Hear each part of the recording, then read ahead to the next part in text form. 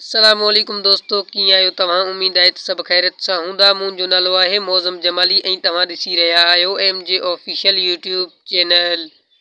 दोस्तों, अॼु असां ॻाल्हि करण वारा आहियूं सिंध जे मशहूरु फ़नकार किंग ऑफ सिंध मुमताज़ मौलाईअ जे बारे में।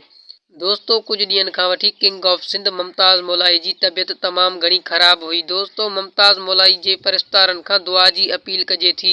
दोस्तों, मुमताज़ मौलाई खे छा थियो इहो असां तव्हांखे हिन वीडियो में ॿुधाइण वारा आहियूं। इन करे वीडियो खे आख़िर ताईं ॾिसिजो। अञा ताईं तव्हां वीडियो खे लाइक नाहे कयो त वीडियो खे लाइक करे छॾींदा ऐं चैनल ते नवां आहियो चैनल खे सब्सक्राइब करे बेल आइकन जे बटन खे ऑल ते सेट करे छॾींदा। दोस्तों, हलूं था पंहिंजे मेन वीडियो जी तरफ़। दोस्तों, असां तव्हांखे वधीक ॿुधाईंदा हलूं त सिंध जे मशहूरु फ़नकार किंग ऑफ सिंध मुमताज़ मौलाईअ जो कुझु ॾींहं पहिरियां तमामु घणो तबियत ख़राब हो।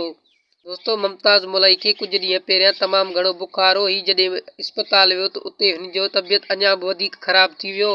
दोस्तों, किंग ऑफ सिंध मुमताज़ मौलाईअ जो ही तव्हां तस्वीर जेको ॾिसी रहिया आहियो स्क्रीन ते, इहो तस्वीर कुझु ॾींहं पहिरियां सोशल मीडिया ते तमामु घणो वायरल थियो हो। दोस्तों, असां तव्हांखे वधीक ॿुधाईंदा हलूं त मुमताज़ मौलाई अञा ताईं हैदराबाद जे इस्पताल में दाख़िल आहे, अञा वापसी घर नाहे वियो। दोस्तों, मुमताज़ मौलाईअ जे परिस्तारनि ऐं दोस्तनि खे गुज़ारिश आहे त मुमताज़ मौलाईअ जे लाइ दुआ कनि त ही तमामु जल्द ठीकु थी वञे।